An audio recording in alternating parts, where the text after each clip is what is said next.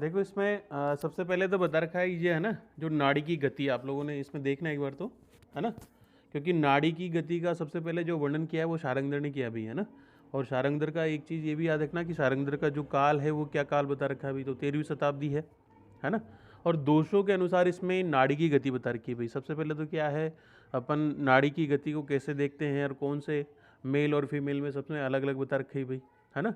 कर अंगष्ट मूलम, जैसे कहाँ पर, हाथ के अंगुष्ठ के मूल में यहाँ पर, है ना।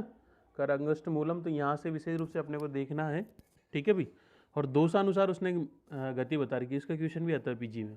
तो सबसे पहले तो देखो इसमें वात दोष के कारण बता रखा है कि नाड़ी अगर वात दोष से दूषित हो ना तो उसमें गति कैसी होती है भी, ठीक है। तो पहला तो बता रखा है कि सर्प और जलोकावत, है ना, कि सर्प के समान उसकी गति होगी, तो जैसे सर्प की गति होती है ऐसे ही। दूसरी बता दी जलौका की गति, है ना। आप लोगों ने सर्प की गति भी देखी होगी, जलौका की गति भी देखी होगी, तो इसको ऐसे याद रख लेना, सजा, कि वात में सजा, है ना, कि वात अगर वात दो से दूषित होगी नाड़ी तो उसमें सर्प और जलोकावत होगी भाई। दूसरा उसके बाद देखो कि पित्तज अगर पित्त दोष के कारण दूषित नाड़ी होगी तो उसमें अपने को कैसे, कि एक तो मंडूक का, काक और कुलिंग, है ना, कि मंडूकवत होगी, जैसे मंडूक मेंढक जैसे गति करता है भाई, काक के समान कव्वे की जैसी गति, और कुलिंग, तो इसको ऐसे याद रख लेना मकाकू, है ना, कि मंडूक, काक और कुलिंग, क्योंकि क्वेश्चन इसी टाइप से पूछा जाता है, ठीक है भाई। कि अगर पित्त दो से दूषित होगी तो उसकी गति कैसी होगी, तो मंडूकवत होगी, काकवत होगी, कुलिंगवत बता रखी भी, है ना। कुलिंग मतलब जो पानी में जो रहते हैं, है ना। उसके अलावा देखो कफज, कफज में अपने को देखो अगर कफ दो से दूषित होगी तो उसमें नाड़ी की गति कैसी होगी भाई, उसमें हंस और पारावत के समान बता रखी। तो इसको ऐसे याद रख लेना, हिंदुस्तान पेट्रोलियम HP, है ना। तो इजीली आपको याद रह जाएगा कि वात दोष से अगर दूषित है तो नाड़ी की गति कैसे हो जाएगी, सजा, सर्प और जलोकावत हो जाएगी। दूसरा उसके बाद अगर पित्त दोष से दूषित है तो उसमें नाड़ी की गति कैसी हो जाएगी भाई, है ना।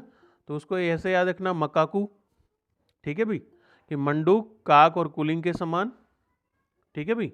और अगर कफ दोष के कारण दूषित है तो उसकी गति कैसी हो जाएगी भाई, हंसवत और पारावत, तो HP से याद रख लेना, ठीक है, सजा, मकाकू और HP। उसके बाद देखो एक पॉइंट और लिखा हुआ है मैंने, निदानार्थक रोग। निदानार्थक रोग ये है कि एक से दूसरा होता है अभी, है ना। जैसे सबसे पहले देखो ज्वर का बता रखा है, एक ट्रायंगल बना रखा है पूरा, ज्वर का, रक्तपित्त का, शोष का, है ना। और अपन ने अभी निदान स्थान पढ़ भी रहे हैं तो ऐसे अपन ने भी देखा था भाई कि ज्वर की उत्पत्ति कैसे हुई, संताप से।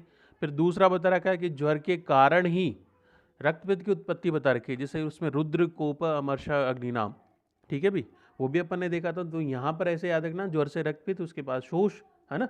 और ये रिवर्सिबल जो प्रोसेस है, इसका चिन्ह आप वैसे भी जानते हो कि ज्वर और रक्तपित्त क्या होता है भाई, ठीक है, क्योंकि दोनों क्या है भाई, पैथिक विकार है ना। अपन ने, जब मैंने आप लोगों को कल एक क्वेश्चन भी लिखाया था कि रक्तपित्त में प्रधान रूप से किसकी दृष्टि होती है भाई, तो पित्त की दृष्टि होती है ना। और पित्त के कौन से गुण की दृष्टि होती है भाई, कि और उसमें अगर प्रधान गुण देखा जाए तो, ठीक है, तो वो भी अपने को ध्यान रखना है। इसके अलावा देखो यहाँ पर नीचे और दे रखा है कि निदानार्थक रोग में अपन दूसरे की बात करें तो प्रतिशय, प्रतिशय से फिर आगे काश, और काश के आगे शय, है ना, और उसके बाद फिर शोष की उत्पत्ति। तो ये स्टेप बाय स्टेप हो रहा है, तो इसको ऐसे याद रख लेना, प्रतिकाशय, प्रति मतलब कोई लड़की है, प्रतिकाशय, है ना, उसका क्षय हो गया तो उसकी वजह से क्या होगा, क्षय होता है तो शोष की उत्पत्ति होती है भी। तो प्रतिशय, फिर उससे काश की उत्पत्ति, फिर उसके बाद क्षय, और उसके बाद शोष। तो ये स्टेप बाय स्टेप है, तो ये क्वेश्चन अपने को इजीली याद भी रह जाएगा भी। उसके बाद देखो आगे अपन इसमें और पढ़ेंगे, है ना। तो इसमें देखो एक तो बता रखा है प्लीहा वृद्धि, प्लीहा वृद्धि से होता है जठर, और उसके बाद सोथ, है ना। तो इसको देखो इंडिकेशन के लिए आप ऐसे याद रख लेना भाई, प्लीहा वृद्धि को P से सिंबल दिया हुआ है भाई, है ना। U से उदर, ये जठर याद रख लेना भाई, या तो उदर याद रख लेना, कैसे भी करके। अपने तो U से उदर ही याद रख लेना भाई, क्योंकि जठर उदर एक ही बात है ना। और S से हो जाएगा शोथ, क्योंकि क्वेश्चन आता है भाई इसका। तो प्लीहा वृद्धि, प्लीहा वृद्धि से जठर, जठर के बाद शोथ की, तो ये स्टेप बाय स्टेप। ऐसे ही देखो इसमें आप लोगों ने जब इसमें जेनेटिक्स पढ़ी होगी ना, तो आप लोगों ने वहाँ पे इनिशियल एक कोडोन होता है AUG, है ना। तो अपने को तो कोडोन के ऊपर तो नहीं जाना, केवल अपने को सिंबल लेना है भी, है ना। तो अर्थ से A ऐसे याद रख लेना, U से जट उदर हो जाएगा भी, और G से गुल्म हो जाएगा। तो ये आपको इजीली याद रह जाएगा, है ना, कि अर्श, उसके बाद फिर उदर, और उसके बाद गुल्म की उत्पत्ति होती है। तो ये निदानार्थक रोग है और इसका क्वेश्चन भी आता है अभी। तो एक तो नाड़ी की गति बता दी, नाड़ी में कैसे वात के कारण कैसे होगी, पित्त के कारण कैसे होगी, कफ के कारण तो वात में बता दिया सजा सर्पवत जलोकावत, पित्तज में बता दिया भाई मंडूक काकुलिंग, है ना। और कफ दोष के कारण अगर दूषित है तो उसमें बता रखा है हंस और पारावत पद, है ना। तो HP से याद रख लेना। इसके अलावा अपन दूसरी बात कर रहे हैं तो निदानार्थक रोग तो ज्वर रक्त पित्त और शोष, है ना। उसके बाद प्रतिकाशय, प्रतिशय का शय और शोष। उसके बाद PUS तो प्लीहा वृद्धि और उदर और शोथ की उत्पत्ति। उसके बाद अर्श उदर और गुल्म की उत्पत्ति। तो ये कुछ ऐसे हैं जो अपन बीच बीच में देखते रहेंगे आप लोगों को, है ना, क्योंकि ये इंपॉर्टेंट भी है। उसके बाद आप लोग निकालो अपन इसमें गोविंद पारिक में कौन सा पेज चलेगा भाई, इनको साथ के साथ पढ़ते रहना आप लोग, जो बॉटनिकल नेम है ना इनको साथ के साथ ही पढ़ते रहना भाई। देखो पेज नंबर कहाँ से चलेगा भाई, 204 तक हो गया था ना,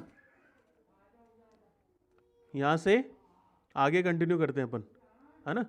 तो कुछ चीज़ें आपने इसमें याद भी रखनी है, जैसे सिनोनेम है, सिनोनेम अपने को याद रखने हैं भाई, क्योंकि अगर बार बार रिपीट करेंगे ना अपन तभी जा करके याद रहेगा भाई। सिनोनेम भी याद रखना है, बॉटनिकल नेम याद रखना है, उसका प्रयोज्यांग क्या है, उसकी फैमिली क्या है, तो फैमिली अपन साथ के साथ ही कर रहे हैं भाई, ठीक है भाई।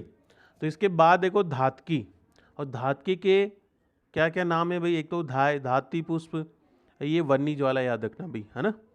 वन्नी ज्वाला इंपॉर्टेंट है भाई। और धातकी के पुष्प का प्रयोग किसमें किया जाता है भाई, धातकी के पुष्प का प्रयोग कोई आइडिया बताओ। आशा वरिष्ठ में उसमें, है ना, इसके पुष्प का प्रयोग किया जाता है भाई खुशबू के लिए, ठीक है। अब इसका नाम बता दिए, देखो वुडफोर्डिया फ्रूटिकोसा, क्योंकि नाम दे रखा है फ्रूटी तो फ्रूटी से याद रख लेना अपने को, वुडफोर्डिया फ्रूटिकोसा स्तंभन करता है भाई। और पुष्प है इसकी फैमिली लिथाइरेसी, इसकी फैमिली लिखना आप लोग लिथाइरेसी, ठीक है, लिथाइरेसी इसकी फैमिली अभी। और ये स्तंभन करता है, ठीक है, उसके प्रयोज्यांग है पुष्प, है ना। उसके बाद देखो इंद्रवारुणी, तो इंद्रवारुणी नाम क्या दे रखा है अभी, सबसे पहले तो इंद्रवारुणी विशेष रूप से विरेचक द्रव्य है, सबसे पहले तो अपने को ये याद रखना भी, है ना। इसमें देखो इंद्रायण, इंद्रायणी याद रखना। दूसरा बता रखा है गवाक्षी, गवाक्षी के कई बार इसको नाम से पूछा हुआ अभी, इंद्रायण, इंद्रियाव भी कहते हैं इसको, इंद्रायण गवाक्षी। और इसका बॉटनिकल नेम देखो क्या बता रखा है अभी, सिट्रुलस, सिट्रुलस है इसको, है ना, CITRU, है ना, सिट्रुलस कॉलिकेंथस, तो इसको याद रखना भाई, ठीक है।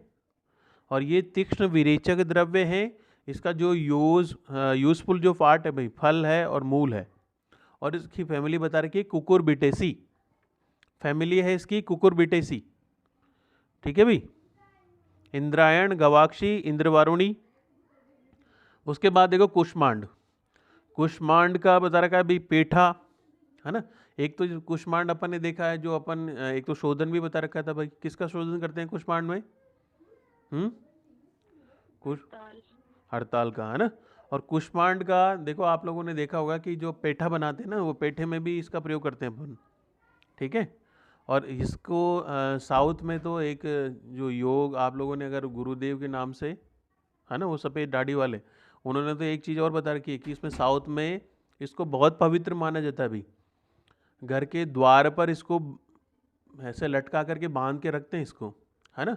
ऐसा बता रखा है कि इसकी वजह से क्या है, ये जो पॉजिटिव एनर्जी का सोर्स बता रखा है। और वैसे भी ये मेदे भी द्रव्य है भी, है ना। तो पेठा, वल्ली फल याद रखना, पुष्प फल भी याद रखना इसका, बैनिन कैसा स्पीडा, है ना, इसकी फैमिली है, इसकी फैमिली भी कुकुरबिटेसी, और ये मेदे है भाई। और इसका देखो फल भी बता रखा है, बीज भी बता रखा है, बीज तेल, तो फैमिली इसकी कुकुरबिटेसी, ठीक है। उसके बाद देखो मंडूक पर्णी, मंडूक पर्णी भाई मेदे द्रव्य है ये भी, है ना। तो ब्राह्मी, ब्राह्मी का ये याद रखना, मांडुकी याद रखना, एक इसका सरस्वती भी याद रखना भी, मांडुकी सरस्वती, ठीक है, और ब्राह्मी। इसके बाद एक नाम और दे रखा है देखो बेग, बेग साग, है ना। इसमें तो कम से कम मांडुकी है, सरस्वती, तो ये तो अपने को याद रखना है, रखना भी, है ना। तो सेंटिलिया एसेटिका, ठीक है भाई, मैदे द्रव्य है। और इसके पंचांग प्रयोग में किए जाते हैं भाई, पंचांग। फैमिली लिखना इसकी अम्बेली फेरी, अम्बेली फेरी, UMBELLIFERAE, है ना, अम्बेली फेरी, उसके बाद देखो पटोल, पटोल के लिए क्या बोला है भाई, परवल है ना। राजी फल, इसका एक ये बीज गर्भ याद रखना, ठीक है। एक ये कर्कश छद, कर्कश छद भी याद रखना इसका, ट्रायोसेंथ है ना, ट्रायोसेंथस डायोका, पटोल ट्रायोसेंथस डायोका। और ये देखो पटोल विशेष रूप से तिक्त द्रव्य है, तो तिक्त द्रव्य अधिकतर क्या काम आते हैं भाई, पित्त के समन में काम आते हैं। तो इसमें देखो बता भी रखा कि ये ज्वरग्न है भाई, है ना। और इसका पत्र प्रयोज्यांग है भाई, और इसकी फैमिली भी कुकुरबिटेसी, फैमिली इसकी याद रखना कुकुरबिटेसी है भाई पटोल की, ठीक है भाई। ट्रायोसेंथस डायोका बॉटनिकल नेम, कर्कश छद, बीज गर्भ है ना, और परवल, और ज्वरग्न बता रखा है फैमिली कुकुरबिटेसी। उसके बाद देखो अगला जो द्रव्य दे रखा है भाई हिंगू, तो हिंगू में क्या क्या नाम दे रखा है, देखो हींग याद रखना, एक तो रामट, रामट नाम से कई बार दे रखा है भाई, तो रामट भी है ना। उसके बाद देखो सहस्त्र वेदी, ये सहस्त्र वेदी याद रखना इसका, हींग है, रामट है और सहस्त्र वेदी, ठीक है। एक वाहिलक, वाहिलक क्या है, इसमें देखो देश विशेष के नाम से इसका नाम पड़ा है भाई, वाहिलक देश है ना। और इसका बॉटनिकल नेम फेरुला नॉर्थेक्स, ठीक है भाई, नॉर्थेक्स दे रखा है। दीपन द्रव्य है भाई, और इसका निर्यास प्रयोग में लिया जाता है, ठीक है। जैसे गुग्गुल का भी क्या भाई, गुग्गुल का भी निर्यास ही है ना, तो इसका भी निर्यास बता रखा है। इसकी फैमिली याद रखना भाई अम्बेली फेरी, फैमिली है इसकी अम्बेली फेरी। कि यहाँ तक है ना, कृष्ण जीरक तक, कृष्ण जीरक तक सेम है भाई, अम्बेली फेरी है भाई, यहाँ से कंटिन्यू कर लेना आप लोग, है ना। हिंगू से कहाँ तक, कृष्ण जीरक तक कंटिन्यू क्या है, अम्बेली फेरी भी, ठीक है। आगे चलो देखो सतपुष्पा, तो सतपुष्पा का क्या बता रखा है, सतपुष्पा का एक तो नाम लिखना सहिता, सहिता इसका पर्याय है, सिनोनिम है भाई, तो यहाँ पे लिख लेना एक तो सहिता, ठीक है। उसके बाद देखो बॉटनिकल नेम बता रखा है भाई फेनिकुलम वल्गेर, है ना, बॉटनिकल नेम याद रखना इसका फेनिकुलम वल्गेर। और ये क्या करती है भाई, इसका उल्टा तो नहीं बता दिया, एंथेम सोवा, सॉरी, है ना। सतपुष्पा का बॉटनिकल नेम अपने को याद रखना है ना, सहिता, सोया और छत्रा, तो सहिता इसमें लिखना आप लोग, ठीक है भाई। इसको करेक्ट करना भाई, है ना, मैंने इसमें जस्ट मिस्त्रिया वाला बोल दिया इसमें। तो इसका जो एंथेम सोवा, ठीक है भाई। और सौंफ अर्घ का प्रयोग भी किया जाता है, आप लोगों ने देखा होगा कि जो दीपन द्रव्य है अपन ने उसमें भी पढ़ा था भाई, ठीक है भाई। दीपन द्रव्य में कौन श्रेष्ठ है, तो इसके लिए इसका नाम भी आता है, तो ये ध्यान रखना अपने को। एंथेम सोवा वात का अनुलोमन करती है, फल तेल बता दिया, फैमिली अम्बेली फेरी, ठीक है भाई। मिस्रिया का देखो मधुरा, मधुरिका, ये फेनिकुलम वल्गेर याद रखना इसका, है ना, फेनिकुलम वल्गेर, ये भी वात का अनुलोमन करने वाली है, इसके भी प्रयोजनांग सेम सेम बता रखे, फैमिली भी अम्बेली फेरी। धान्य का याद रखना भाई, धान्य का ये जरूर याद रखना, खुश तुम्बरू दे रखा है ना, खुश तुम्बरू धान्यक, है ना। धान्य पंचकवाद का भी प्रयोग किया जाता है, किसके लिए, जो अधिकतर डायरिया डिसेंट्री हो, है ना, या फिर ग्रहणी हो या फिर अतिसार हो, इनमें विशेष रूप से धान्य पंचकवाद का प्रयोग किया जाता है अभी। तो कुछ तुम्बरू ये याद रखना, कोरिएंडम सेटाइवम, कोरिएंडम सेटाइवम बॉटनिकल नेम। और ये तृष्णा निग्रहण, तृष्णा को रोकता है अभी, और फैमिली इसकी अम्बेली फेरी, ठीक है भाई। आगे चलो, आगे देखो अजमोदा बता रखा है, अजमोदा खराश्व, ये खराश्व याद रखना इसका, अजमोद तो आप ऐसे ही याद रख लोगे, कैरम रॉक्स वर्जियनम, है ना, कैरम रॉक्स वर्जिनियम। तो ये इसका नाम याद रखना भाई, सूल प्रशमन में इसलिए अजमोद आदि चूर्ण का प्रयोग किया जाता है, किसमें, आमवात में भी, क्योंकि उसमें क्या होता है, आम बनता है ना, आम के साथ उसमें वेदना भी होती है भाई, तो इसका विशेष रूप से अजमोद आदि चूर्ण का प्रयोग किया जाता है, किसमें, आमवात में, है ना। या फिर कोई भी सूल हो रहा हो तो उसमें भी इसका अपन अजवाइन का इसका प्रयोग करते हैं, ठीक है। इसकी भी फैमिली वही। उसके बाद देखो यवानी, ठीक है, अजमोदा दीप्यक, ट्रेके एस्पर्मम एमाई, नाम ही दे रखा है भाई ट्रेके एस्पर्मम एमाई, और ये भी सूल प्रशमन में। उसके बाद देखो जीरक, जीरक का देखो क्या बता रखा है भाई, जरण बता रखा है अजाजी, है ना। क्यूमिनम, सिनिमम, बोटनिकल नेम याद रखना, है ना, क्यूमिनम और सिमिनम। दीपन द्रव्य है, इसका बीज प्रयोजन किया जाता है। वैसे भी कई बार आप लोगों ने देखा होगा सब्जी वब्जी बनाते हैं अपन, है ना। उसके बाद देखो कृष्ण जीरक, कृष्ण जीरक में देखो काला जीरा बता रखा है भाई, कश्मीर जीरक याद रखना, कैरम, है ना, बल्बोस्टेनम, कैरम बल्बोस्टेनम, ठीक है भाई। ये वैरायटी के आधार पर ही देखो इसमें नाम दे दिया, इसकी जो वैरायटी ने कई बार देखो, कई बार इसमें ये अजमोदा है, यवानी है, मिसत पुष्पा है, मिश्रिया है, क्योंकि ये दोनों सेम ऐसे मिलते मिलते जुलते हैं। और इसमें साइज का ही वेरिएशन है, कोई ज़्यादा नहीं है, इनमें गुणों में कोई ज़्यादा अंतर नहीं है, इसी वजह से इसको नाम दे रखा है अलग ही, ठीक है भाई।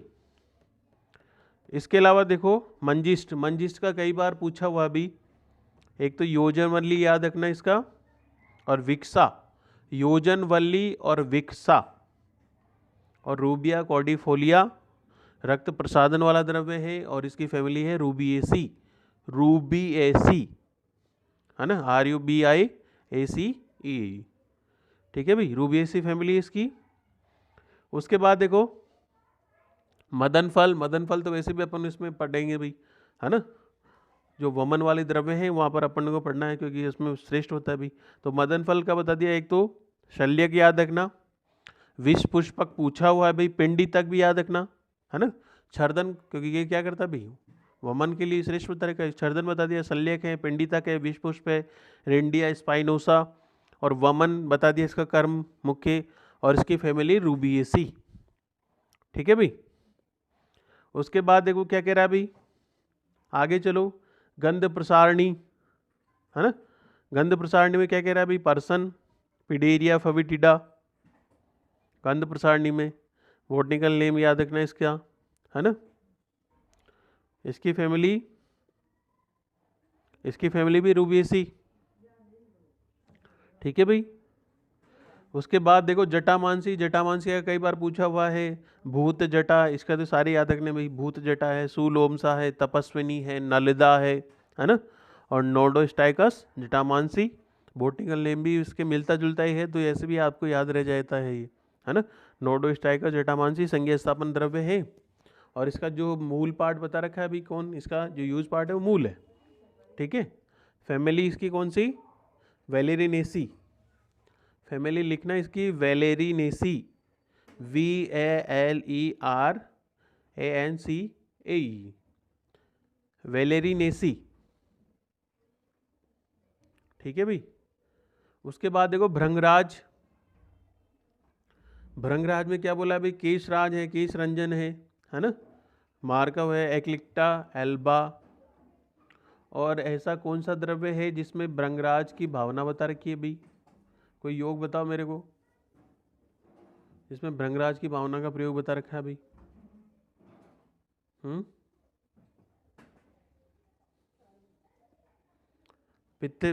पैतिक विकृति में काम लिया जाता है भाई, अब बताओ।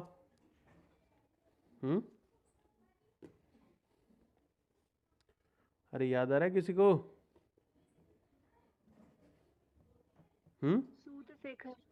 सूत शेखर रस, है ना, सूत शेखर रस में इसमें भावना बता रखी है भाई, तो याद रखना इनको, है ना। उसके बाद देखो कैसे है भाई, पंचांग, इसके बीज बता रखे, इसकी फैमिली लिखना, कंपोजिटी, कंपोजिटी फैमिली, ठीक है। एक उसकी जो तगर है ना, उसकी भी फैमिली वेलेरिनेसी बता रखी है, वेलिनेरिया वेलिचाई, तगर, है ना। उसके बाद देखो पुष्कर मूल, पुष्कर मूल का क्या बता दिया, एक तो ये कुष्ठ भेद याद रखना, पदम पत्र भी याद रखना, और इन्नूला रेसिमोसा। पुष्कर मूल किसकी प्रसिद्ध औषध है, ये तो रट गया जाना हो चाहिए। पुष्कर मूल किस में प्रयोग करते हैं भाई, कौन सी डिजीज में, है ना, पार्टशूल में बता रखिए, ध्यान रखना इसको, है ना, इन्नूला रेसिमोसा। और इन्यूलिन, इन्यूलिन का प्रयोग किसके लिए करते हैं भाई, इन्यूलिन GFR के लिए, है ना, क्वेश्चन आया हुआ है ये। उसके बाद देखो इनुला रेसिमोसा श्वासहर द्रव्य है ना। और इसकी फैमिली लिखना भाई, एस्टेरेसी, ASTERACEAE, है ना, एस्टेरेसी। ठीक है भाई। उसके बाद ये कूट, कूट का देखो, कूट एक उत्पल याद रखना, ससुरिया लापा, ससुरे के लपड़, तो ऐसे ही याद रख लेना अपने को, ससुरिया लापा, है ना। शुक्र शोधन में बता रखा है भाई, इसकी फैमिली भी सेम है, एस्टेरेसी। ठीक है भाई, कूट की भी और पुष्कल मूल की दोनों की फैमिली सेम है, एस्टेरेसी। उसके बाद देखो चित्रक, चित्रक के लिए क्या बोला भाई, चित्रक विशेष रूप से क्या करता है भाई, कौन सा कर्म बता रखा है चित्रक का? दीपन। दीपन और पाचन दोनों, है ना, दोनों बता रखे हैं भाई चित्रक के, है ना। तो अग्नि बता दिया, चिता, चीता भी नाम दे रखा है देखो, प्लम्बेगो जिलेनिकम दीपन द्रव्य है और इसकी मूल त्वक प्रयोग भी की जाती है भी, और इसकी फैमिली है प्लम्बेजिनेसी, प्लम्बेजिनेसी, है ना, प्लम्बेजिनेसी बता रहे किसकी फैमिली। उसके बाद देखो विडंग, विडंग के लिए क्या बोला है भाई, एक तो ये चित्र तंडुल याद रखना, क्रमिग्न, इसको क्रमिग्ना करके हटा लेना, इसको क्रमिग्न है इसका बॉटनिकल, ये जो सिनोनेम है भाई क्रमिग्न है, क्रमिग्ना नाम किम श्रेष्ठम, है ना। तो विडंग बता रखा है, एक ही चित्र तंडुल याद रखना, एम्बेलिका रिप्स। ठीक है भाई, क्रमिग्न है, खाली इसका प्रयोग बता रखा है भाई। इसके अलावा देखो इस फैमिली बता रखी है मर्सीनेसी, फैमिली याद रखना इसकी मर्सी नेसी, है ना, MYRSINACEAE।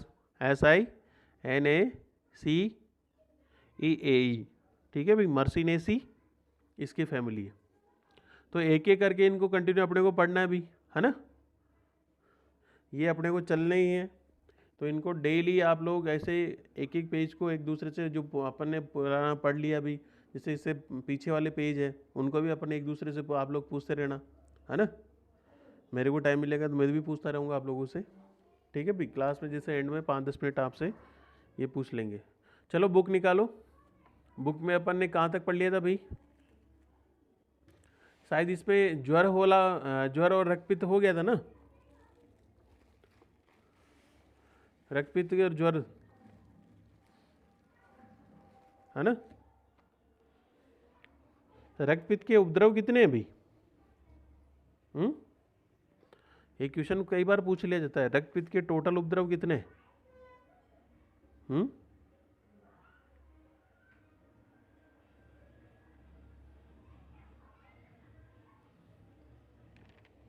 अरे कोई आइडिया है?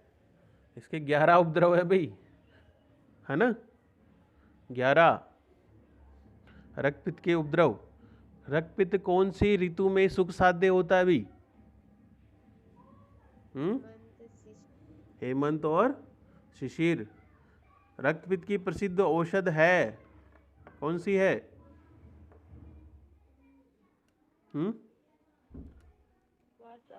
वासा। स्थलज गंडीर का प्रयोग किया जाता है भी,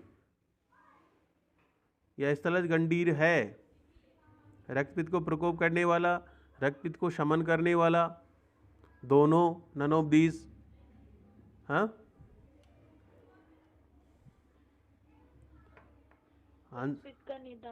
रक्तपित्त को करने वाला हो गया ना। ठीक है भाई। और इसमें लोह लोहित मत्स्य आम गंधित्वम चाश्यम, किसने बोला है भाई, किसकी लाइन है, किसके लिए बोला है? और कंठा धुमायनम लोहगंधी निश्वासम च, ये लाइनें उठा करके आएगी भाई ऐसी, है ना। ठीक है, हाँ, सुश्रुत ने बोला है उसमें लोहगंधी निश्वासु, है ना, कंठे धुमायनम वदन, उसमें बता रखा है कंठे धुमायनम। और वदन से कषायता आता है कि किसी में? ऐसे पूछ रहा हूँ आप लोगों से, वदन से कषाय था, कंठे रसे गुरुत्वम वदन से कषाय था, किसका लक्षण कोई याद आ रहा है? अभी पढ़ाया नहीं लेकिन पूछ रहा हूँ।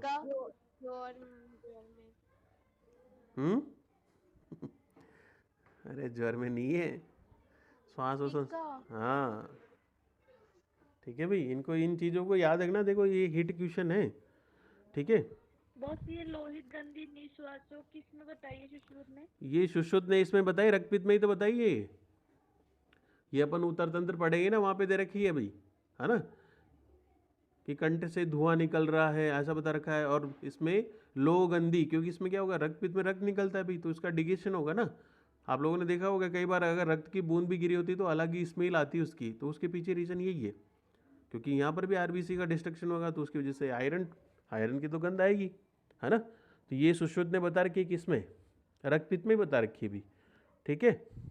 इसके अलावा देखो रक्तपित्त के भेद कितने हैं भाई, और किस आधार पर माने हैं, भेद जो किए किस आधार पर किए हैं? अधिष्ठान। इसकी गति के आधार पर, है ना। अधिष्ठान तो उसमें यकृत और प्लीहा है, वो तो है ही सही। ऊर्ध्व रक्तपित्त में किसका, कौन से दोष का अनुबंध होता है भाई?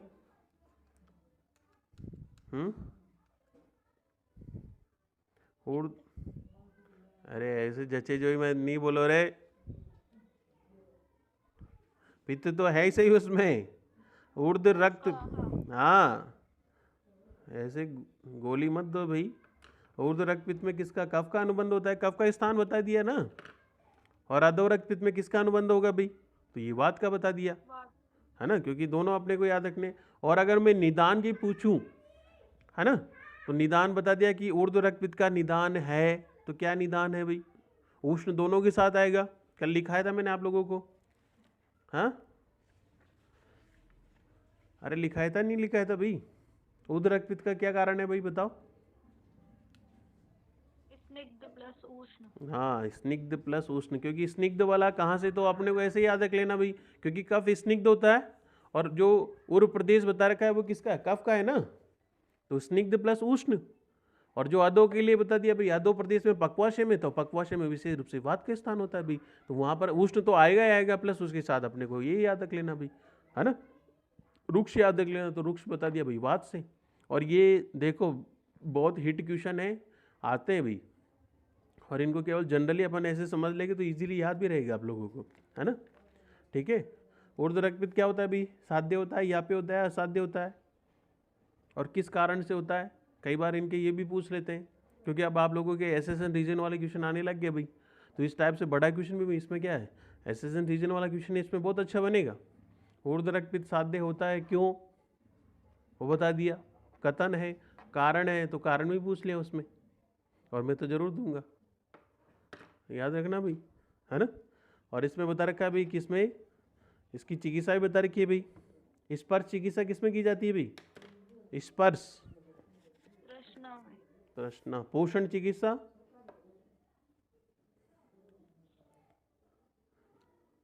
सही बोला है तूने, स्पर्श चिकित्सा।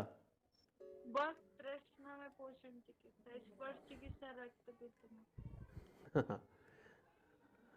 ठीक है भाई, दोनों चीजें याद रखना, स्पर्श चिकित्सा रक्तपित्त में बता रखी है, और पोषण चिकित्सा तृष्णा में बता रखी है, उसमें सर्पी भ्रष्ट शीर के लिए बोला है ना, तो ये चीजें याद रखना। और प्रतिमार्ग हंडम रक्तपित्ते भी देते, किसके लिए, लाइन ऑफ ट्रीटमेंट है ना इसका। और स्वमार्ग हंडम किसके लिए आता है भाई, आम्ल पित्त, है ना। स्वमार्ग क्योंकि उसमें गति, क्योंकि अपन उसमें वमन करवाएंगे भाई, ठीक है। और इसमें विरेचन का है। प्रतिद्वंद चिकित्सा किसमें करते हैं भाई, प्रतिद्वंद चिकित्सा उन्माद, वेरी गुड, है ना। तो ये चीजें अपने को याद रखनी भी है, ठीक है। इसके अलावा अगर रक्तपित्त में जो रक्तपित्त का रोगी है, अगर उसमें जो निकलने वाला जो रक्त है वो कृष्ण वर्ण का निकले या इंद्रधनुष के वर्ण का निकले, तो वो उससे आप क्या समझेंगे, मतलब ऐसा रक्तपित्त क्या होगा, सुख साध्य होगा, दूसरा पॉइंट कृष साध्य होगा, याप्य होगा, तीसरा पॉइंट असाध्य होगा, लास्ट वाला, है ना, क्या होगा भाई, है ना। इन चीज़ों को याद करना भाई, असाध्य बता रखा है ना। चलो अगले चैप्टर पे चलते हैं अपन, गुल्म के सबसे पहले तो क्या बता रखे भाई, गुल्म के कितने भेद हैं, और गुल्म में कोई दुष्य नहीं होता है, सबसे बड़ी बात, है ना। और सबसे बड़ी बात भाई कि गुल्म में कोई दुष्य नहीं होता है। गुल्म क्या है, वायु अपने ही अवयवों के द्वारा, क्योंकि वात के कितने भेद बता रखे भाई, पांच बता रखे भाई, प्राण उदान व्यान समान अपान, है ना। तो वायु क्या करती है भाई, प्रकोपित होकर के अपने ही अवयवों के द्वारा आश्रित हो जाती है, मतलब रुद्ध हो जाती है, और उस वजह से जो स्ट्रक्चर बनेगा उसको बोला जाता है क्या, गुल्म। ठीक है। और सबसे बड़ा क्वेश्चन ये आता है कि गुल्म में कोई दूषण नहीं होता। कौन से गुल्म में पाक होता है, कौन से गुल्म में पाक होता है भाई, पित्तज। पित्तज गुल्म। मात्र केवल और केवल कौन बोलता है भाई, चाणक्य बोलता है, सुश्रुत गुल्म में पाक नहीं बोलता। ठीक है, तो दोनों की चीजें अपने को याद रखनी। ठीक है भाई। और गुल्म के स्थान की, गुल्म के भेद कितने बता दिए भाई, गुल्म के 5 भेद बता रखे हैं, है ना। वातिक, पैतिक, कफज, और एक नीचे गुल्म। नीचे गुल्म मतलब जिसका एक नाम भी दे रखा है, सन्निपातिक गुल्म को ही नीचे गुल्म कहते हैं, है ना। एक बता रखा है कौन सा, रक्तज गुल्म। रक्तज गुल्म विशेष रूप से स्त्रियों में होता है भी, है ना, स्त्रियों में होता है। लेकिन एक आचार्य ऐसे हुए शारपाणी ने दोनों में बोला है कि मेल और फीमेल दोनों में होता है भी। ठीक है, तो अपने को दोनों चीज़ें भी याद रखनी। ठीक है, फिर उसको अपन कंटिन्यू पढ़ेंगे। जैसे आप लोगों ने एक कोटेशन पढ़ा होगा, माधव का बता रखा है, ज्वरे तुल्य दोषम, कि जो तुल्य दोष होने के कारण ज्वर बता रखा है भाई, सुख साध्य होता है। और तुल्य दुष्य आता है प्रमेय के लिए, क्योंकि इसमें समान दोष और दुष्य समान होते हुए भी वो चिकित्सा होता है, मतलब इजीली ठीक हो जाता है भाई।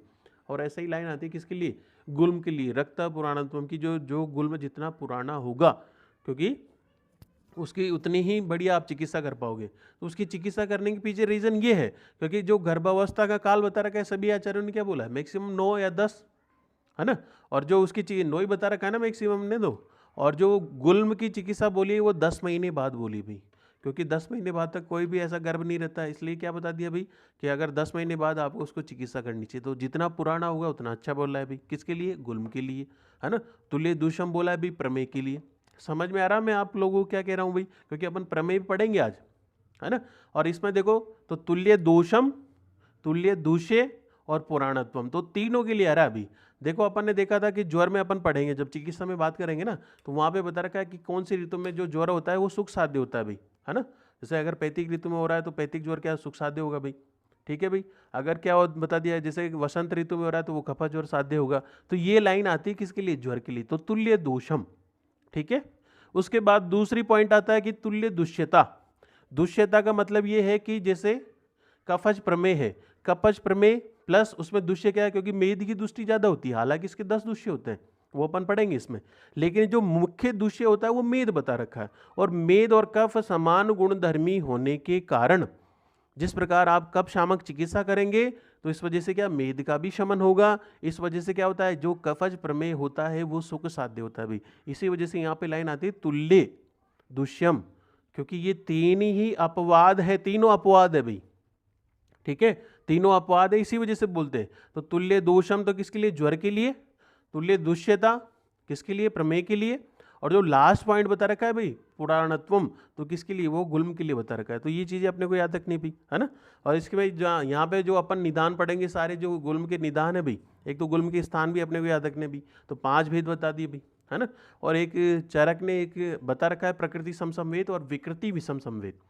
प्रकृति समसंवेद का मतलब ये होता है कि जैसे अलग अलग कोई रस है भाई, अब अलग अलग जो रस होते हैं तो वो अपने अपने कर्म करते हैं, है ना। और अगर आप उनको क्या करोगे, जैसे समान गुणधर्मी वाले द्रव्य होते हैं और समान गुणधर्मी वाले द्रव्यों को अगर आप मिलाते हो, जैसे मधुर रस है, मधुर रस की अपन बात करें, जैसे क्या है भाई, दूध है, चीनी है ना, या फिर उसमें कोई और भी जैसे घृत मिला दे, तो ये तीनों क्या है भाई, मधुर रस वाले द्रव्य हैं। और इनसे जो बनेगा, इनका जो कंपोजिशन बनेगा वो भी क्या है, मधुर रस वाला ही होगा। ठीक है भाई। तो उसको कहते हैं अपन कि जिस प्रकार जो अलग अलग, तीनों अलग अलग है और आप इनको कंबाइंड भी कर रहे हो, तो कंबाइंड करने के बाद भी इनके गुणों में कोई परिवर्तन नहीं आता है। ठीक है भाई। इनसे जो कंपोनेंट बनेगा वो भी कंपोनेंट क्या है भाई, इनके गुणों के समान ही होता है। तो उसको कहते हैं अपन प्रकृति सम संवेद। दूसरी बात, प्रकृति विषम संवेद क्या होता है भाई, है ना। विकृति विषम संवेद वो चीज है कि जैसे इसका सबसे बढ़िया एग्जांपल मैं आपको बताऊं कि दूध, इसमें जैसे घृत और मधु को, घृत और मधु दोनों की प्रॉपर्टी अलग अलग होती है, लेकिन अपन इनको अगर समान मात्रा में मिलाते हैं या फिर किसी रोगी को देते हैं तो उसकी वजह से क्या होता है भाई कि अगर इनको आप समान मात्रा में देते हो तो ये विष तुल्य होगा। दोनों अलग अलग अपन देंगे तो कोई दिक्कत नहीं, लेकिन आप इनको अगर एक साथ देते हो तो उसकी वजह से क्या हो रहा है अभी कि अलग ही नया कंपोनेंट बन के आ रहा है, और नया कंपोनेंट बन के आ रहा है तो इसी को अपन क्या कहते हैं भी, जो अलग अलग गुणों के पहले तो अलग अलग है तो अलग अलग गुण दिखाएंगे, लेकिन जुड़ करके, है ना, कि जब इनका संयोग होगा तो ये तीसरी विचित्र प्रत्यारब्ध दिखाएंगे। विचित्र प्रत्यारब्ध दिखाने का मतलब कि अलग गुण को शो करेंगे, और अलग गुण को शो करेंगे को मारक बता दिया अभी, तो इसी को अपन बोलते हैं विकृति विषम संवेद। और विकृति विषम संवेद का एग्जाम्पल किस में आता है अभी कि इसमें गुल्म में अपन पढ़ेंगे कि जो नीचे गुल्म होता है वो विकृति विषम संवेद होता है, इसी वजह से वो क्या है दुर्उपक्रम बता रखा है, आसानी से ठीक नहीं होता है। ठीक है, इसका दूसरा अपन एग्जाम्पल, इसका मधु को छोड़ो, दूसरा एग्जाम्पल ले सकते हैं भी, दूध प्लस मछली है भी। ठीक है, दूध प्लस मछली को अगर अपन क्या है अलग अलग सेवन कराते हैं तो अलग बात है, लेकिन अगर आप किसी व्यक्ति को साथ में सेवन कराते हो तो उसकी वजह से क्या होता है अभी अलग ही स्किन प्रॉब्लम होती है भी। तो वो क्या है कि दोनों अलग अलग गुण प्रदर्शित कर रहे हैं अलग अलग, तो लेकिन अब अगर आप उनको दोनों को एक साथ करके उनका प्रयोग कराते हो तो जो थर्ड कंपोनेंट बन रहा है दोनों के संयोग से वो क्या है अलग ही बन रहा है, इसी वजह से क्या अभी अलग चीज़ बन रही है, तो इसी को अपन कहते हैं विकृति विषम संवेद, है ना। प्रकृति समसंवेद मतलब समान द्रव्य से समान चीज बन रही है, और जो समान द्रव्य बन रहा है उसके गुण भी क्या है, जो प्रारंभिक मतलब उसके जो मूल है, मूल द्रव्य है उसके समान ही है भाई, उससे थोड़े उत्कृष्ट हो सकते हैं भाई, है ना, ज़्यादा हो सकते हैं, लेकिन गुण उसके जैसा ही, जैसे मधुर गुण है, अपन ने पहला एग्जाम्पल देखा कि जैसे दूध है प्लस चीनी है प्लस क्या है भाई, आप उसमें घृत डाल देते हो तो उसकी वजह से जो कंपोनेंट बनेगा वो मधुर रस ही है, उसमें कोई गुणों में वृद्धि हो रही है, लेकिन क्या है उसका मधुर मधुर गुण ही है, इस वजह से वहाँ पर कोई ऐसा नए प्रोडक्ट बन नहीं रहा। लेकिन अपन मधु, है ना, या घृत की बात करें या फिर जैसे दूध प्लस मछली की बात करें तो इसकी वजह से थर्ड प्रोडक्ट अलग ही बन रहा है, तो इसी को अपन कहते हैं, एग्जाम्पल से समझ में आएगा, इसको बोलते हैं विकृति विषम संवेद। और ये नियम फॉलो होता है किसमें, जो नीचे गुल्म है, जो सन्निपातिक गुल्म है उसमें होता है भी। ठीक है, तो ये चीज़ अपने को याद रखनी है। इसमें सारे जो निदान है वो वातवर्धक वाले बता रखे हैं भाई, जैसे जैसे वात वृद्धि होगी तो उसकी वजह से क्या होगा भाई, वात वृद्धि होगी, क्योंकि सारे निदानों में अपन वात वृद्धि होगी तभी जाकर एक गुल्म की उत्पत्ति होगी, है ना। तो यहाँ पर बता दिया कि मांस स्रोतस में वो पीड़ित होगा, और मांस स्रोतस में पीड़ित होकर के इसी वजह से क्या गुल्म की उत्पत्ति होगी। गुल्म के भेद बता दिए, वातिक गुल्म क्या होता है, पैथिक गुल्म क्या होता है, कफश गुल्म क्या होता है, सन्निपातिक गुल्म क्या होता है अभी, है ना। और लास्ट में बता रखा है जो रक्तज गुल्म है, रक्तज गुल्म विशेष रूप से चरक ने बता रखा है कि स्त्रियों में ही होता है अभी, और स्त्रियों में होने के पीछे रीजन वो कह रहा है कि स्त्रियां जो प्राचीन, है ना, ये अभी की स्त्रियों के लिए नहीं है ऐसा, क्योंकि अभी की स्त्रियां तो ऐसे ही एडवांस है। ठीक है भी, तो जैसे पहले के स्त्रियों में बता रखा है कि वो परतंत्र होती थी, परतंत्र कहने के पीछे रीजन ये है कि वो क्या है भाई हमेशा अपने गृह कार्य में लगी रहती है ना, और गृह कार्य में लगे रहने के कारण क्या है भाई कई बार वो अपने वेगों का विधारण भी करती है, वेगों को रोकती है, और वेग के विधारण के कारण उनके शरीर में वात वृद्धि होती है, और वात वृद्धि होने के कारण उसकी वजह से क्या होगा भाई, जो मासिक स्राव की प्रवृत्ति होती है वो सम्यक प्रकार से नहीं हो पाती है। और वात क्या करती है भाई कि जो मासिक स्राव है उसके मार्ग को अवरुद्ध कर देती है। ठीक है, और अवरुद्ध करने के कारण उसको बाहर नहीं आने देती है, क्योंकि मासिक स्राव तो महीने महीने होगा भाई, इस वजह से क्या है भाई उसकी वजह से उदर वृद्धि होती है, और उदर वृद्धि होने के कारण उसको क्या समझ लिया जाता है भाई कि छदम गर्भ मतलब गर्भ के जैसा। ठीक है भाई, और उसमें जो लक्षण भी आते हैं वो सारे गर्भ जो गर्भावस्था स्त्री में होती है तो उसमें ही आते हैं भाई। अब पहले के ज़माने में ये नहीं था भाई यूएसजी कोई ऐसा सीन हो तो ये देख करके आप पता लगा लो भाई क्या कंडीशन है ना, तो उसके बेस पर इन्होंने बता दिया। इसी वजह से बोला कि जो पुराणत्व में रक्तज गुल्म है उसकी चिकित्सा 10 महीने बाद बोली भाई, क्योंकि गर्भकाल तो 9 महीने ही है ना, तो ये अपने को ध्यान रखना है भाई, और इसकी चिकित्सा अपन पढ़ेंगे। चलो इसको स्टार्ट करते हैं।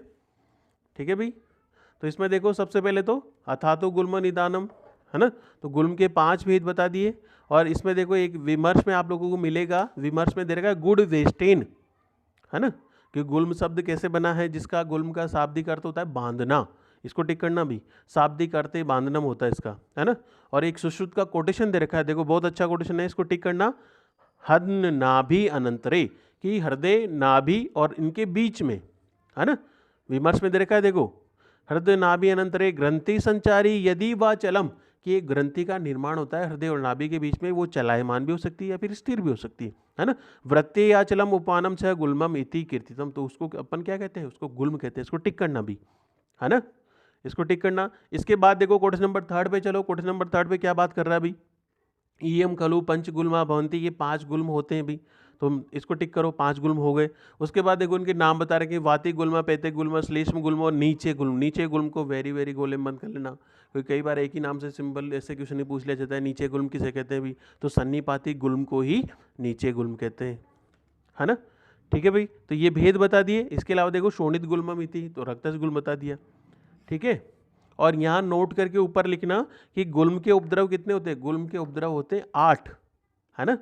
गुल्म के उपद्रव कितने, 8 होते हैं भाई। और एक लाइन जरूर लिखना यहाँ पर, सुश्रुत उत्तर तंत्र की, बहुत अच्छी लाइन है भाई, है ना। अंतःसरति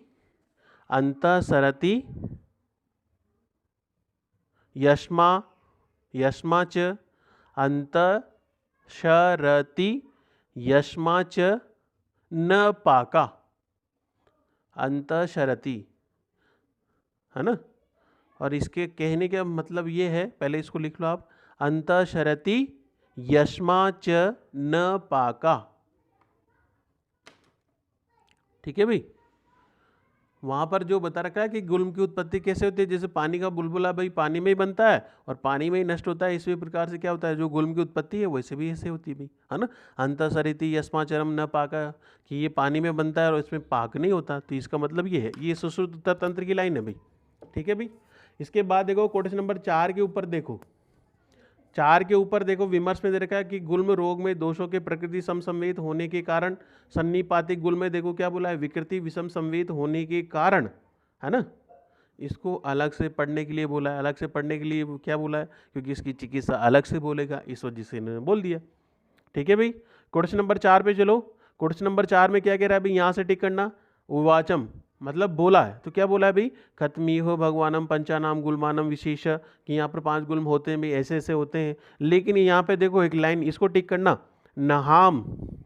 ठीक है भाई, नहाम यहाँ से टिक करना, न अयम विशेष विद्रोगाणाम औषध विदपि भीष्कम प्रशमनार्थो भवति, है ना। कि जो वैद्य कोई भी क्या भाई औषध को तो जानने वाला है, लेकिन क्या है भाई इनके गुणों को जानने वाला नहीं है कि वातिक है, पैतिक है, कफज है, कौन सा है, सन्निपातिक है भी, तो वो अगर इनको नहीं जानेगा तो चिकित्सा कैसे करेगा। तो यहाँ पे वही कह रहा है ना, न अयम विशेषा विद, है ना, वीरोगाणाम औषध विधि अपि, कि औषधि को तो जानता है भिषकम प्रश्नम, है ना, प्रसन्नम समर्थो भवती, तो वो किस प्रकार से इसका प्रशमन करेगा, किस प्रकार से इसको ठीक करेगा भी, तो ठीक करना है इसको।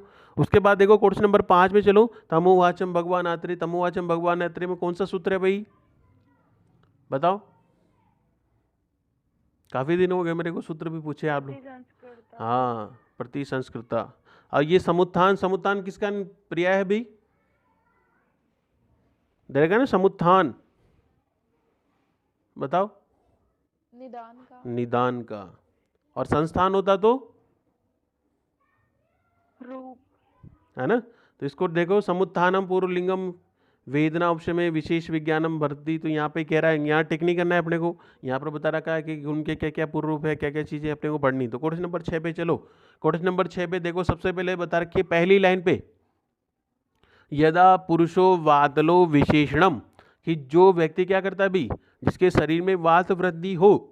अब वात वृद्धि किस कारण से हो सकती है, तो यहाँ पे देखो कि ज्वर वमनम विरेचम अतिसारणम न अन्यत, कि क्या हो भाई, या तो ज्वर के कारण हो या फिर पंचकर्म के अपचार के कारण हो, इसको टिक करना, ज्वर वमनम विरेचनम अतिसारत, कि अतिसार करवाया हो भाई, कर्षनेन कर्षिता, या फिर कर्षण करवाया हो भाई, क्योंकि उसका जैसे अपन वमन करवाएंगे, विरेचन करवाएंगे, तो उसके वजह से शरीर में कैसा होगा, कर्षण होगा।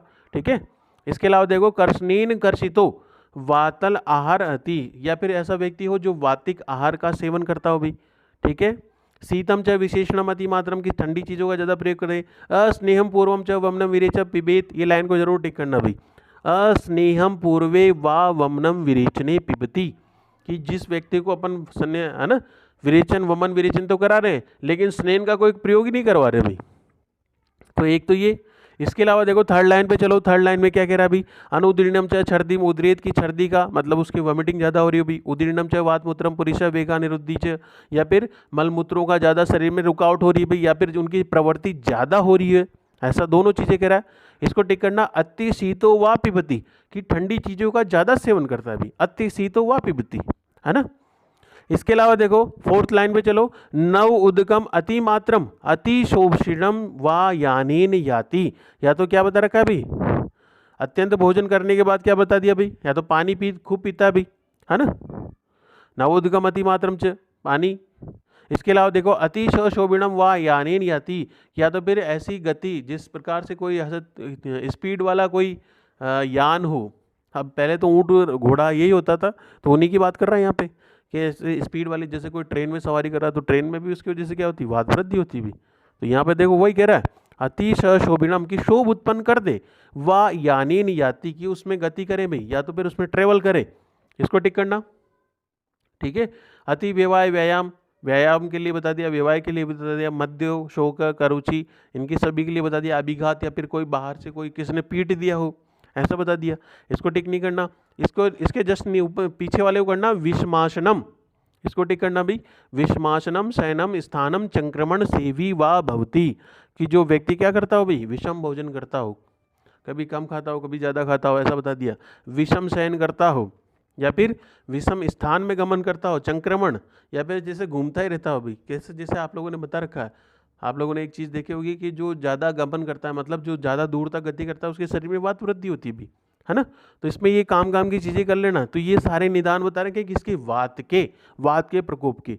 तो पहला तो यदा पुरुषो वातलो विशेषणम की, जो विशेष रूप से वात का सेवन करता है, ज्वर वमनम विरेचनम अतिसारम ये कर दिया, कर्षणेन कर्षितो च वातलम आहार ये कर लेना भाई। इसके अलावा देखो और बता रखा है अस्नेहम पूर्वम वमनम विरेचत पिबती, की जो सम्यक प्रकार से न तो जिसने स्नेह स्वेदन पूर्व कर्म तो कह रहे ही नहीं लेकिन डायरेक्ट करा रहे हैं अभी, वमन विरेचन करा रहे हैं, अत्य शीतो वा पिबती या फिर जैसे खाना खाने के बाद ज़्यादा पानी पी रहा है अभी, ठीक है, या फिर जो शोभ उत्पन्न करने वाली इस प्रकार में गति ट्रेवल कर रहा है अभी ये बता दिया, विषमासन करता है, विषम भोजन करता है, संक्रमण ज़्यादा करता है। तो ये सारे किसके, वात को बढ़ाने वाले बता रखे हैं। अब देखो जो गुल्म है ना, गुल्म में हमेशा जो डोमिनेंट दोष होगा वो वात ही है भाई, इसी के आधार पर वो सारी चीज़ें इसी के आधार पर बता रखा है। इसलिए लास्ट में ये भी बोला है कि आपको सारी चिकित्सा एक तरफ आप कर दो, वात का शमन कर दो तो अपने आप ही गुल्म शमन हो जाएगा भाई, है ना। इसके बाद देखो आगे चलो क्वेश्चन नंबर इस पे जो अगले वाला 6-7 नंबर पे देखो, सप्रकुपितो वायु महास्रोतम अनुप्रविश्य, इसको टिक करना भाई। अब ये निदान सेवन करेगा, निदान सेवन से क्या होगा भाई, वात प्रकुपित होगी, सप्रकुपितो वायु महास्रोतम अनुप्रविश्य, कि महास्रोतस में वायु प्रकुपित होगी, रोक्षाद कठिन भूतम, और क्या होगा भाई कि वो हार्ड होगी, कठिन होगी, इसकी वजह से क्या बता दिया भाई, पिंडितो अवस्थानम करोति हृदय वस्ति, ये स्थान बता रखे भाई कि गुल्म के स्थान क्या उनको से भाई, ये विशेष रूप से याद करना भाई। तो गुल्म के 5 स्थान बता रखे, करोति हृदय वस्ति पार्श्वे नाभि वा, है ना, हृदय वस्ति नाभि, ठीक है भाई, हृदय वस्ति नाभि और दोनों पार्श्व।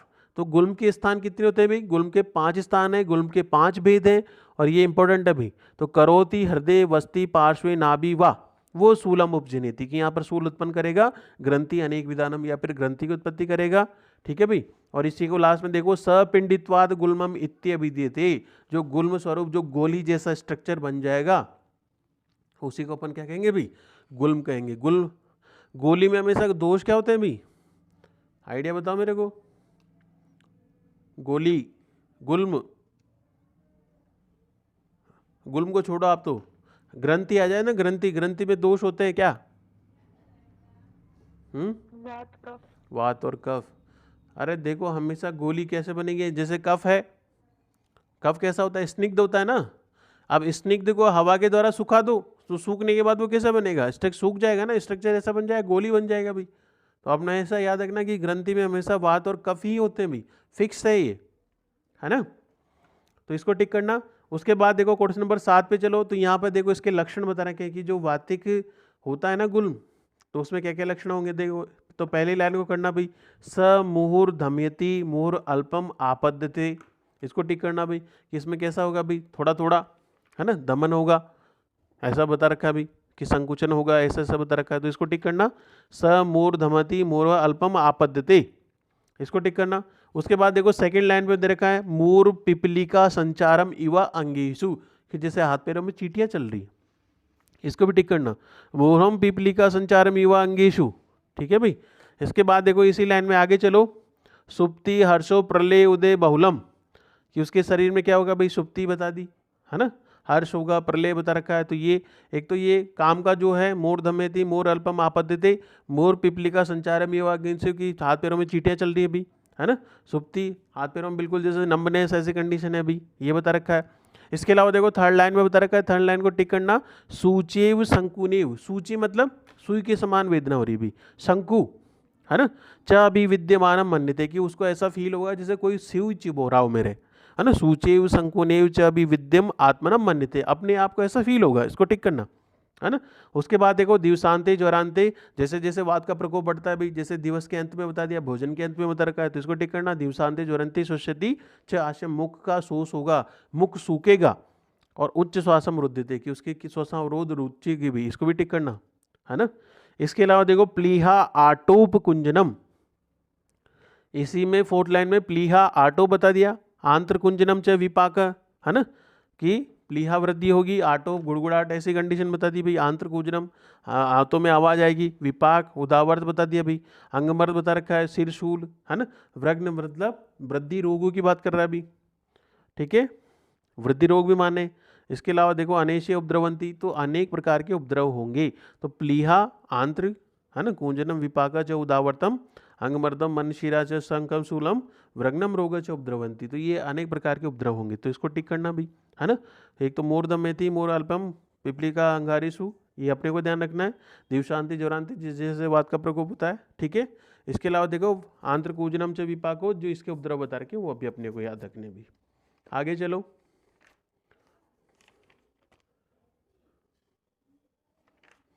इसमें देखो आगे पैथिक गुल्म की बात कर रहा है। पैथिक गुल्म के निदान कैसे, ठीक है भाई, जैसे पित्त को बढ़ाने वाले सारे निदान बता रखे हैं, जैसे अपन रसों की बात करें ऐसे बता दो, या फिर जैसे ऋतु की बात करें उनके आधार पर बता दी, या फिर भोजन काल के लिए अपन बात करें, तो जैसे जैसे पित्त के प्रकोप होते हैं वही अपने को याद रखने, है ना। तो क्वेश्चन नंबर 8 में देखो क्या बोला है अभी, तेरेव तु कर्षणम कर्षिता च अम्ल लवणम कटु क्षारे उष्णम, की जो व्यक्ति पहले से कर्षित है लेकिन कौन से रसों का सेवन कर रहा है भाई, कटु अम्ल लवण द्रव्यों का सेवन कर रहा है, तीक्ष्ण द्रव्यों का सेवन कर रहा है।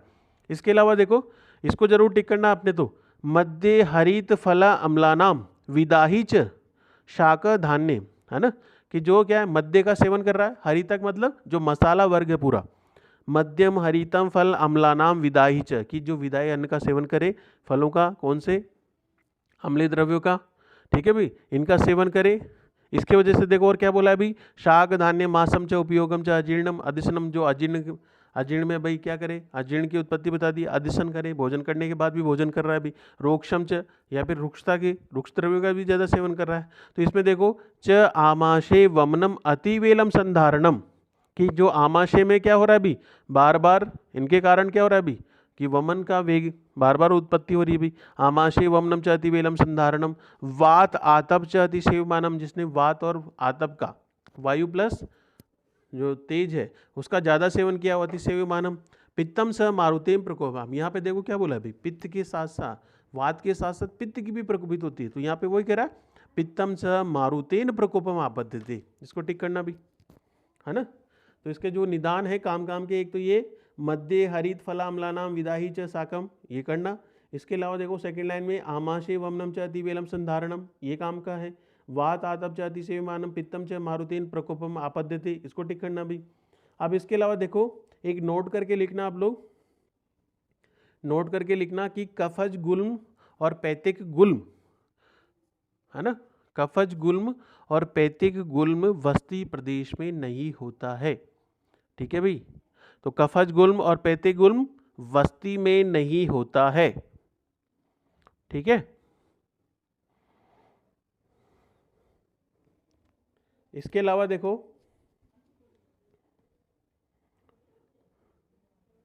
अब इसमें क्वेश्चन नंबर 9 पे चलो आप। 9 में क्या कह रहा है भाई, तत्ता प्रकोपितम मारुतम च आमाशय एक देशे सवर्गम। अब यहाँ पे देखो कि आमाशय में विशेष रूप से एक स्थान विशेष पर वायु प्रकोपित होगी, तो ये किस में बता रहा है अभी, पैतिक गुल्म की संप्राप्ति बता रखा है, तो इसको टिक करना, है ना। मारुतम च आमाशय एक देशे सवर्तम तानेव वेदना प्रकारम उपजनिति, की अनेक प्रकार की वेदना की उत्पत्ति होगी, है ना, इसको टिक करना। इसके अलावा देखो सेकंड लाइन में क्या कह रहा है अभी, इसमें देखो पित्तम त्वनेव विदहति कुक्षा हद उरी कंठेचर, कि इसमें देखो इसको टिक करना कि पित्त के कारण क्या होगा अभी, कि जो कंठ प्रदेश है ना, जो हृदय है यहाँ पर विशेष रूप से विदा होगा, इसको टिक करना। इसके अलावा देखो सच विद्यमानम स धूम इव उद्गारम तो अत्य अम्लान्वितम, यहाँ पे देखो कि उसको उद्गार मतलब खट्टी डकारे आएगी भाई, स धूम कि जैसे धुआं निकल रहा हो, स धूमम इव उद्गारम। अब ये लाइन देखो, इसको मिलाकर भी अपन इससे कोरिलेट कर सकते हैं भाई, क्योंकि ये अगर आपको लाइन दे दी तो अपन रक्तपित्त समझ ले, लेकिन रक्तपित्त में नहीं है भाई, ये पैतिक गुल्म है ना। तो स धूम इव उद्गारम उद्रेत तो अम्लान्वितम, ठीक है भाई। गुल्म आमाशय कसम। इसके अलावा देखो क्या क्या लक्षण बता रहे हैं भाई, इसको टिक करना। दहते कि दहन होगा भाई, जैसे जलने वाला। दुयते धुप्यते कि जैसे कोई लो निकल रही हो भाई, है ना, धुआं निकल रहा हो। उष्माते स्विद्यते च कि उष्मा निकल रही हो भाई, स्विद्यते क्लिद्यते शीतलम च। और ये इंपॉर्टेंट लाइन बता रहे कि देखो स्पर्श स्पर्श सहो अल्प रोमांचम, है ना, कि अगर आप उसको टच करोगे तो उसको बिल्कुल भी बिल्कुल भी अच्छा नहीं लगेगा, असहन, वो बता दिया भाई, है ना, स्पर्श को सहन नहीं कर पाएगा भाई, स्पर्श असहत्वम। ऐसे ही रक्त शिरोरोग में भी आता है भाई, तो उसको भी याद रखना, रक्त शिरोरोग में स्पर्श असहत्वम, और यहाँ पे देखो स्पर्श सहो अल्परोमस्य, ठीक है, रक्त शिरोरोग में भी, तो इसके मिलता जुलता दोनों में याद रखना, है ना।